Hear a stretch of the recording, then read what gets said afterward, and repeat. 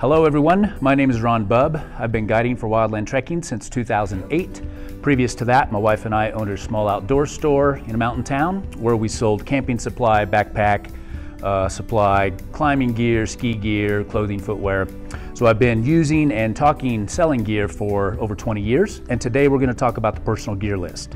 So we're going to start with probably one of the most important pieces of gear, and that would be your footwear. So this is a medium to heavy backpacking boot. You can find lighter footwear as well, but it is good for a backpack trip to have something over the ankle, I would say, and suggest. You want it well broken in, so get that plenty early, start wearing it. And you want a good lugged outsole. So this is an example of that. The other consideration with footwear is if you have a boot that's 7 to 8 years old or more, you may consider replacing that and getting a new boot. We have seen once people get on a trip that the boots can delam, start coming apart once they start using it again and that glue is kind of old. So something to consider there. Also with footwear, we are seeing more and more people starting to use something like a trail runner. This is an option for some trips, I would say. You definitely still want a lugged outsole like that. Road runners are not good because you'll be slipping on the trail, prone to injury. The good part about this kind of footwear is it is light. The downside is that your structure is going to have to work more to support yourself because the footwear is not doing it. So be careful with this. I tell anybody that's going to think about using a trail runner or something like a low hiking shoe to feel good about your ankle, your knee, your hip structure, and your back as well, because it will require more. Next would be a camp shoe or a water shoe. So this is what I use. It's got a heel strap, so it'll stay on my foot for water. I can wear it around camp to get out of the boots. Two things with camp shoes. One, you want it very light and as packable as possible. Other options could be like a Teva sandal, a Crocs footwear is good as well. You can wear a sock with that or cross water in it. It doesn't stay wet. Some people also bring an old sneaker. That can be helpful as well. Those are a little bulkier. Something like a Chaco sandal is great, but it is getting a little heavy. So those are options for your camp shoes. So then we're going to go into the clothing ensemble, and I'm going to show you just some examples of items that I carry for clothes. So we've got some good nylon shorts. Those are handy. Second to that, I will always start a trip with a pair of zip-off pants. So I've got a pant or a short in one, so that way I can have a pant on the trip. I can also have a pair of shorts for backup. Underwear, of course, try to get 2 days out of each pair of underwear, I would say. If you can, the same with socks. So with all this clothing, you want to stay away from cotton. So this would be a merino wool blend sock, and they hold up well, and you can get a couple days out of them for sure. This would be an example of a merino wool blend top. You could also have synthetic, but please no cotton in clothing for sure. Next would be something like a sun shirt and or a bug shirt in the mountains. So that's what this is. I hike in this during the days. It keeps the sun off my skin. I don't have to lather up in sunscreen as much, and it also is impregnated with permethrin, so it's a good bug mosquito shirt as well. So next we're going to go into some more warm clothing. So a long underwear top and bottom. So this would be an example of a wicking long underwear top base layer. Here's an example of some bottoms that will work. Usually you'd want one pair of each of those for a trip, and it's something that you can keep dry and go into when you get to camp to get warm or dry. You can have thin gloves, fleece gloves usually will work, some sort of warm hat, and then we get into what we'll call the mid layer or a warm layer, also known as a puffy. So examples of that would be a thin down. This is a lightly Primaloft insulated piece. It has a hood that can be handy. It could also be a fleece. Fleece can be bulky and heavier than this. These insulated tops can pack better, but that something warm over your base layer would be good. Then we go to rain cover or shell, and so this is an example of a waterproof shell. It could be Gore-Tex. There are other products out there these days that are still tape seams and waterproof breathable, but does not have to be Gore-Tex. There's other products, but that's an example of a rain jacket that would work well. It also can be packed up into its hood to stow better in the pack. This would be rain pants. Pretty self-explanatory, and they're packed away in their pocket. Next, we have sun protection or sun hats. This is a good example of a sun hat, full brim, keeps you shaded from the sun. Another option with that could be a ball cap and a bandana to drape over the back of the neck to have sun protection. This is also good for cleaning up and giving, wiping away sweat when you get hot.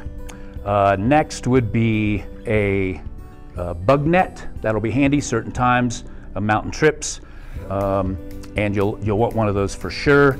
Gaiters are on the list. Some trips, if it's potential snow, or if we have a trip where we're potentially going through bog areas where it's going to be really wet and we're stepping down into wetlands, a tall gaiter could be handy. More and more people are using shorter gaiters, and this is going to just also help out keep debris out of the footwear, not be so hot. It also can be used in combination with the trail runner to help keep you drier and a little more protection if you're going to use that lighter footwear, because the lighter footwear, you are going to plan on being wet with your feet a little longer. All right, next let's go over required gear a little bit. So water capacity is very important. For mountain trips, you want at least 2 liters of capacity. I'd say for desert trips, you want at least 3 liters of capacity. I like bladders. I use bladders. They keep me more hydrated with the tube handy, but I also like to have a bottle for backup in case the bladder were to fail. So a combination of the two is the best. Next, sun screen, lip balm, certainly in a desert environment, and then good sunglasses. You obviously will want to think about contact lenses and prescription glasses if those are necessary for you as well. You want hand-free lighting, so a headlamp is super handy. On longer trips, you may think of one set of batteries for backup. In the mountain trips, DEET is very handy for bug repellent. We'd recommend at least 25% DEET. If you don't like the idea of DEET, you can try other non-DEET products. They just don't seem to work as well as the DEET itself. So you can try other products as well for sure, just might not be as effective. Next would be toiletries. Toiletries are very important because it tends to be a place where people think they need more than what they really do once we're out there. So this is an ensemble of my toiletry kit. It all fits in this little envelope.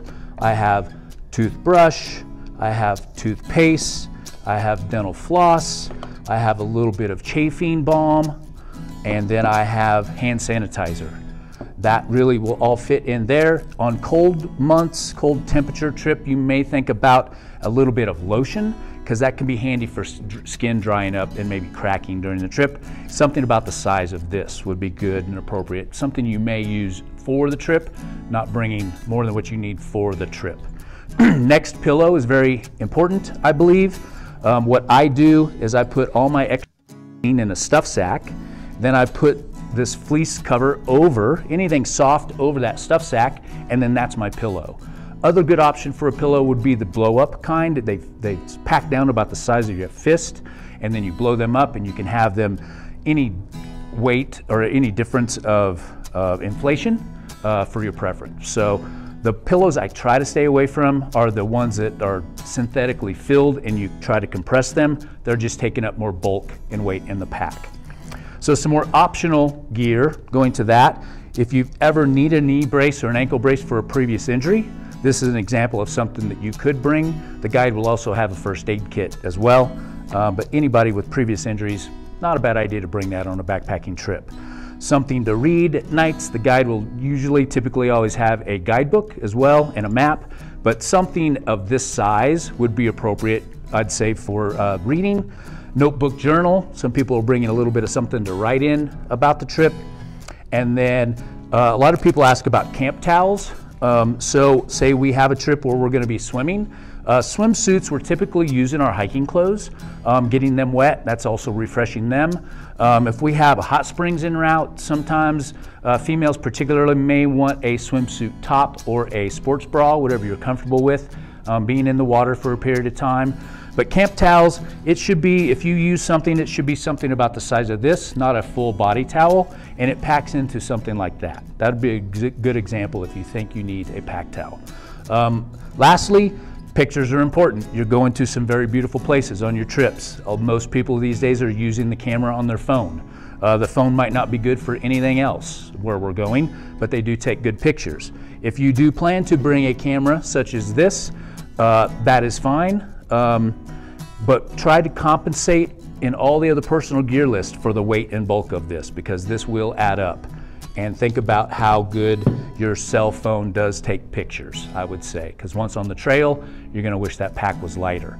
An option for this is to turn this into airplane mode and also turn off all your apps, and guests are getting several days, if not a full trip, of taking pictures on one charge. Some people will also bring a little cylinder charger or something like that to charge the phone if you need to. That is also something you want to be light and packable. And lastly, 2 miscellaneous items you might think about. Certainly are prescription medications to bring on the trip, all the way down to vitamins. I think it's good to stay on a schedule of what your body's used to, what you're used to taking. And then lastly, some sort of money may be handy for incidental items, last minute items maybe before the trip, and then consideration of tipping your guide. I'd like to thank you for taking the time to learn how to be prepared for your trip. The more prepared you come, the more fun the trip will be, and the safer the group will be overall. So thank you.